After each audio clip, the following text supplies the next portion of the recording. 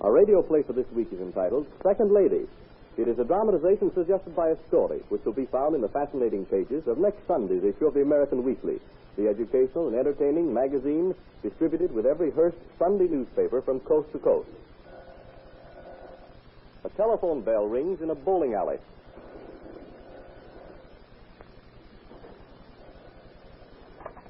Festival Hour Bowling Alley. Butch Green hanging around there? Yeah, just a second. Hey, Butch. Oh, telephone. Thanks, Joe. Yeah? Butch? Sure. Monk? Yeah, listen, I got an Aljo. A good thing, huh? What's up? Meet me at 144 Harrison Street at 5 o'clock. Bring your wagon. Okay, Joe. Hey, has it got to be 5? I'll have to leave now to make it. And I got another frame coming up with Lefty Longino. You heard what I said, Butch. 5 o'clock. Or else. Okay, Doke. I'll be there. The telephone rings in the pool room. Hello? Froggy Dumpy around? Speaking. I was waiting for your call, Monk. 5 o'clock. 144 Harrison Street. Wagon? Yeah, better bring one. Sure thing. See you at Hey, 5. Froggy. Froggy. Yeah, Monk? Get this. Don't go loading up on a nose candy. Me say, I'm off the junk for good now, honest. Well, you better be. Don't you come around all geezed up. Oh, no, of course not. Go on, Monk. A telephone rings in an apartment. Hello? Hey, Ruby, get that G out of the apartment. What's eating you, Monk? There ain't no G up here. That's the radio. Honest, here, I'll put the phone up to it. All right, Bimbo. Blow wide. Put on your Gladys rags and a war paint and meet me at 5 o'clock. You bet, honey. Where? At the same place the Chinese? Now, this is business. We're going to job a G with the noise. Now, can you remember a number? Sure. 144 Harris. 144 Harrison. I got him, Monk. I hope you got it in your head, not on a wall. Remember, 5 o'clock on a dot. On the dot, Monk. 5 o'clock. And a few minutes after 5 o'clock at 144 Harrison Street. Yes? Dr. Chowder? Yes, come in. I'm to ask you to excuse me a moment. I was on the phone. Oh, sure. Go right ahead, Doc. Sorry to keep you waiting, old man. My nurse is gone, and I have to answer the door myself after 5. Can I call you back? Someone's in the office. All right, oh. Goodbye, old man. And now, young lady, what can I do for you? Do you remodel faces? Yes, I'm a plastic surgeon. Can you make a face over like a picture? Well, I've been successful in reconstructing facial contours badly lacerated in accidents. Yes. That's just dandy. I want you to make mine over. Why, there's nothing the matter with your face. Oh, yes, there is. I don't look like this, Jane. Well, let me see the picture. Here you are, Doc. Take a good squint. Why, this is Lady Darrington, the former Dolores Delroy. She lost her husband about a year ago. Right the first time, Doc. And you want me to give you the type of beauty she has? No way. You see, Doc, I want you to fix me over so as if the two of us sat right here on this Davenport. You couldn't tell us apart. Yes, but why? Why is none of your business. Well, that's the order. Can you fill it? If you mean, am I professionally able to do what you ask? The answer is yes. That's just dandy. But if you mean, am I ethically able to perform such an operation without knowing the reasons? The answer is no. You mean you won't do it? That's quite correct. I won't do it. Oh, yeah? We'll see about that. Come on in, boys. The doc needs to be jobbed with the noise. Hey, what does this mean? Armed men. Who are you? Shut up. I'm doing the talking. Now, listen, Doc. Get this in your idea, Pat. This little bimbo is going to be made into Lady Darrington's double. And you're elected to do it. But it's entirely unethical. Who cares? As long as it ain't impossible. Now, cut out the medical school rule book stuff, Doc. Get into your ice cream suit and start cutting. But I can't. My nurse has left. I can't operate it without an assistant. Okay. Butch here will be your assistant. Hey, not me, Monk. I can't stand watching people get cut up. Leave me help him. I'll be on the IC for you. That's an Aljo, Froggy. Hand him these tools with one hand and keep your wagon pointed at him with the other. Sure, you We know don't want no me. cute little initials or trick marks cut in the ruby sticker. I say. At the beauty parlor in there. Then march in there, Croker, and stretch your stuff. Now, you go along with him, Ruby. You too, Froggy. Me and Butch will handle the door here. I say, look here now. Shut up or I'll drill you. Come on now, get going. Yeah, Monk, you hold my purse. Yeah. I don't trust these G's with me taking the gas route. That's a smart croaker. And he heard our names. Yeah. We'll just have to take him along with us when he gets his job done. Yeah, to keep him quiet until ours is all over. What's the setup on a Darrington thing? Well, we'll take the doc with us and wait till Ruby's face is healed. Yeah? It ought to be okay by the time this little piece of royalty gets here on a visit. Sure. And when the high muckety-mucks start their social doings for her ladyship, how they'll wonder how those naughty burglars ever learned where they keep sparklers.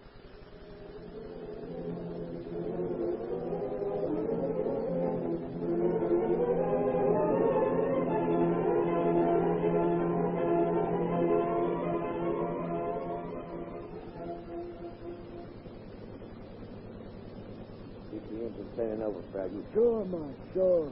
Hey, the train will be along any minute. Say, that knife push did a swell job on you, Ruby. Yeah, didn't he? Gee, every time I look in the mirror, I jump a foot. Honest, I ain't acquainted with myself yet. Say, Monk, the near that train comes a week, I guess. Maybe I can't talk like this Darrington did. Why not? She used to be in a chorus herself once, didn't she?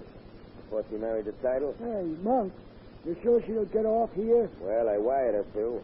I said, it'll be more expedient if you get off the train at East Station instead of Terminal. Stop. Footman and chauffeur will meet you with the car. Stop. License number 33419. Stop. Sorry, unable to be there myself. Down me on Vanderpile. Say, who did you say wrote that telegram? Well, I had high school Bronstein write it out, but I sent it, and I signed the hostess's name. Yeah. Say, am I supposed to go and page her up and down the car? Nah, you feeblo. With that flat Adam's apple of yours, you'd wire to the first yard dick that poked his nose through the gate. Oh, is that so? Well, what about that flat beak of yours? If anybody asks the wife for, I can tell him it was busted in a manly art of self-defense. Oh, yeah. Here she comes, boy. Yes. Now remember, Ruby, you lay low on the floor of the car. Froggy, you keep the car in gear.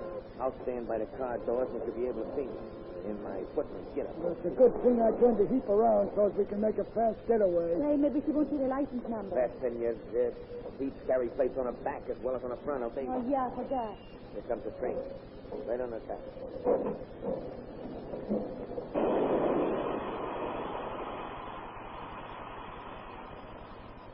What's it? Our ladyship's heading this way with the telegram in her midst. Lady Darrington? Lady Darrington. Yes, I'm Lady Darrington. Mrs. Vanderpile sent the car to meet you, ladyship. 33419. That's right, your ladyship. Allow me to open the door. Thank you. Oh, what's the Here, get in this car. Grab her mouth, Ruby. You bet. Come here, your ladyship. Step on it, Froggy. Okay. Drive to the hideout, Froggy.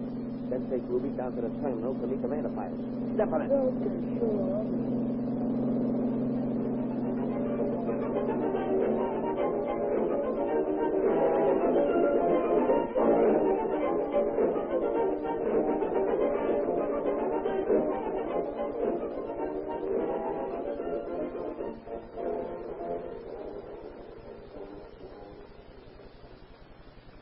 And so I was forced to make the girl over to resemble you, Lady Darrington. I understand, Dr. Carter. There was nothing else for you to do. And ever since that night, I've been shut up here, sort of hostage or material witness or something. They promised to release me after they pulled the robbery at the Vanderpiles. Oh, poor Vanderpile. Poor me. They can afford it. I was thinking of my practice going to ruin, if it hasn't already. If your practice is going to ruin, what's happening to my reputation, my good name, in that ruby person's hand? Well, I'm terribly sorry about that, Lady Darrington. Unfortunately, I was only able to fix her face, not her brain. Well, judging from what I saw of my double, you did a fine job on the face. Lady Darrington, until you arrived, I thought I'd done pretty well myself.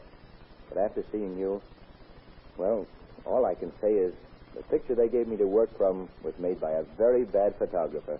It didn't do you justice. Thank you, Dr. Carter. You know, I'm surprised these gangsters don't keep us tied and blindfolded. Here we are, able to walk around the room and talk and do as we please. Shouldn't we be trying to escape? Well, I can save you the trouble of trying. There's no outside exposure in this part of the apartment. That door leads to your bedroom. This one over here to mine. And that door over there is the only one that could do us any good. And outside of that door is a guard, day and night. Oh, dear. Isn't there anything we can do? Send out a note, perhaps? Have you any notepaper? I've got my prescription pad. Good. That has your name on it, hasn't it? Oh, yes. If we could only get a sheet of that outside. It'd be too good to be true. Yeah, but first we'd have to get someone to take it out, and of course that's impossible. How about that odd voice one? He isn't overly bright. Yes, but bright enough to not double-cross his pals. There must be some way out. There must be. Well, that's what I've tried to tell myself for days, but I... Here he comes. Hey, Doc, Monk's not feeling so good. You got any pills or anything? Why, no, I haven't got anything here. You could write out a prescription, couldn't you, Doctor? Why, I could, yes. That's the idea, lady. Write out a prescription, Doc. Froggy will run over to the drugstore with it. No, he won't. Sure he will. Why won't he?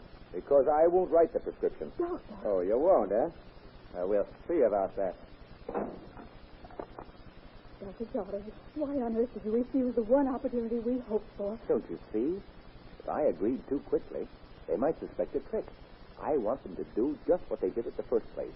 Force me to do what they want. Why, of course. And you realize you had a plan. Quiet, here they come. Here's Monk himself. Now maybe you'll spend that medicine. Come on, Doc, get the pen going. I'm sick, and my nerves is all jittery. Well, what can you expect from a steady diet of gin and whiskey? We down, I go to a sky pilot for Stamen. Kick through with a prescription and make it snappy. Or else. Lady Darrington, I call you to witness I'm writing this prescription at the point of a gun. Froggy, come in. You got to rush us over to the drugstore across the street for me. And don't you talk to nobody but the pill roller. Understand? Sure, Monk. And Doc, don't you send for no coke. Froggy here's a snowbite. Oh, I tell you, I'm off the junk. Honest, Monk. All right. Here you are, Froggy. You get this filled, and your friend here won't have any more jitters. Wait a second. Let me give it the dog eye. What's all this here writing? Don't look like our language. Well, all prescriptions have to be written in Latin. Yeah? What's it say? Well, it tells the druggist what medicine I've asked for and the quantity. Okay. Wait. There's a couple of things to be removed without hurting the doc's order. First, his printed name and address of his at the top. And his signature. Beat it, Froggy. Okay, I'll be back in a minute. It won't take me. I wish it wasn't him had to go, but I got a feeling something's going to happen. That's your nerves, Monk. The old jitters. Yeah, I guess you're right, but... Well, folks, we'll be seeing you later. Oh, one chance is that prescription blank with your name on it. He tore it off. Oh, we're lost now. Not if Froggy takes what's left of that blank over to the drugstore. What do you mean? You see, that wasn't a prescription. It was a note in Latin asking for the police. And my signature is the watermark of the paper. Dr. Charters, I think you're wonderful. I wish you'd said, Bob, I think you're wonderful. I could, very easily. And mean it? Cross my heart. Dolores, listen. The police. Bob, dear, they're coming for us. Yes, and after they get here, Dolores, we're going to be pretty busy dodging bullets. But when the shooting's all over, remind me to tell you I love you.